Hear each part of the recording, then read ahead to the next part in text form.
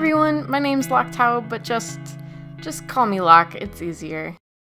This is my first art video where I attempt voiceover, so please bear with me. I hope to do more videos like this in the future, and it may take me a while to get into a good groove or just to be good at all. So yeah, I appreciate any feedback you might have for me.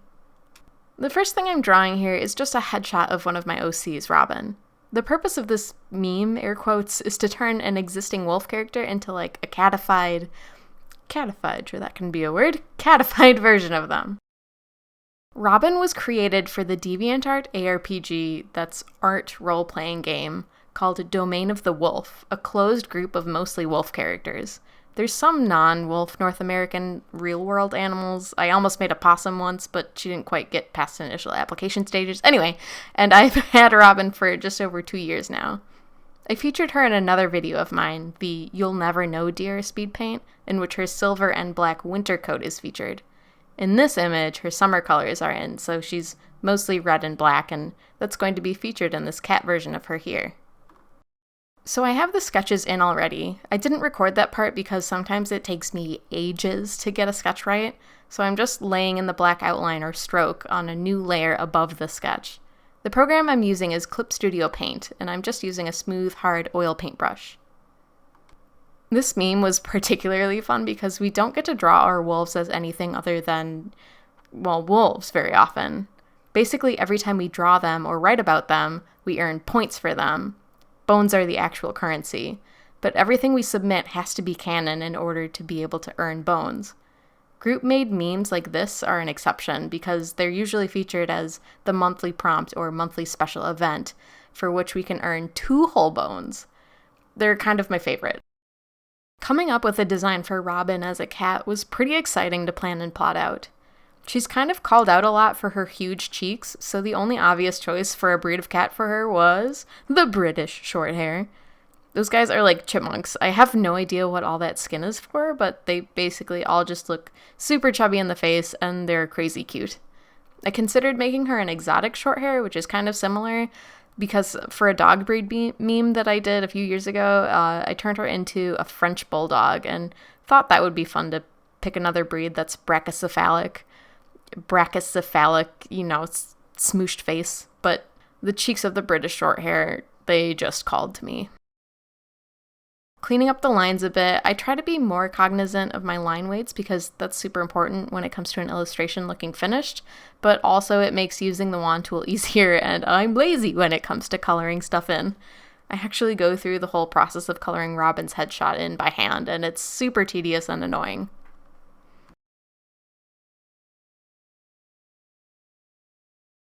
Pulling up her color reference, I can start coloring in the headshot like normal.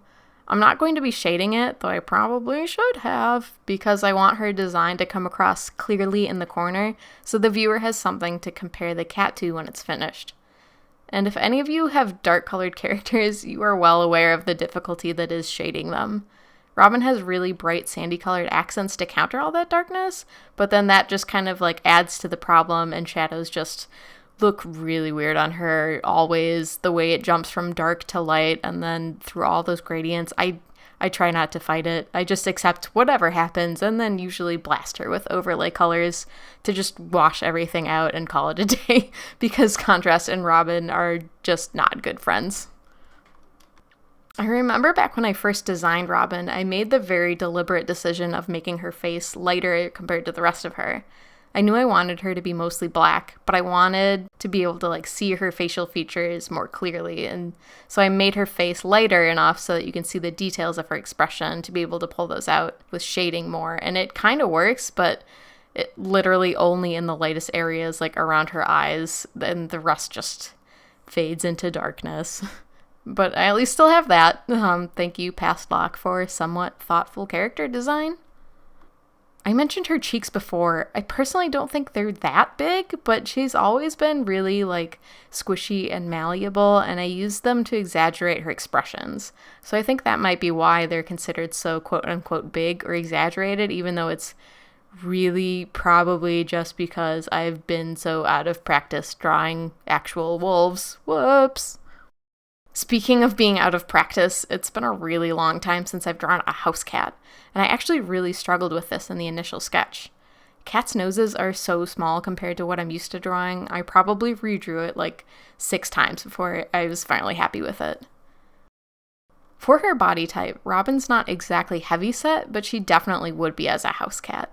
She'd be one of those terribly overfed, spoiled cats, so she's got some pudge on her limbs and her neck.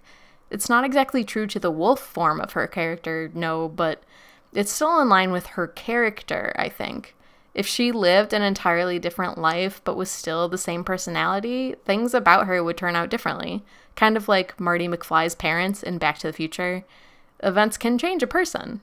Or cat in this case.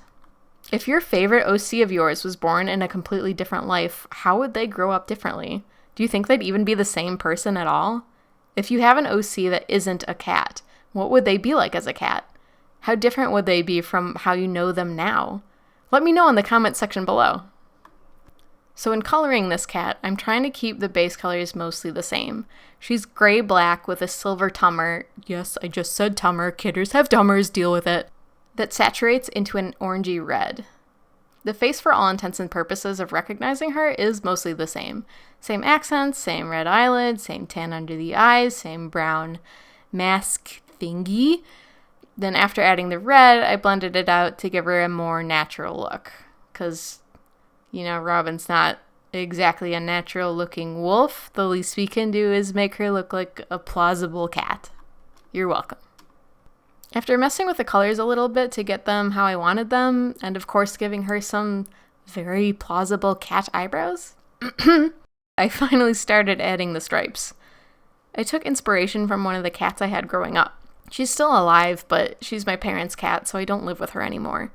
I love the idea of using a similar pattern for the thick marble striping, even though she doesn't really remind me of Robin all that much, being the spawn of Satan and all.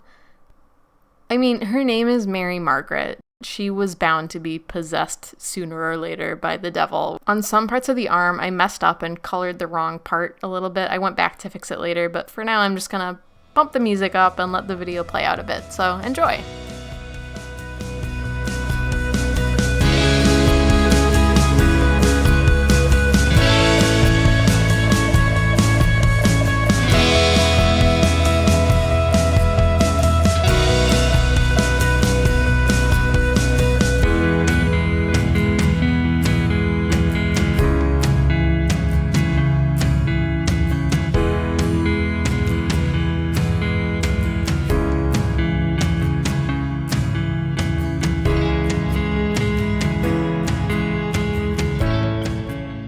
I decided to add shading here because she's too round not to.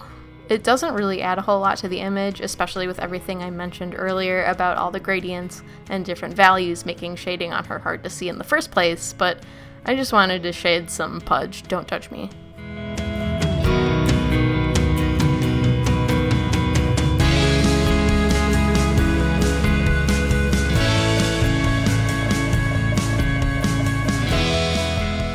And that's it.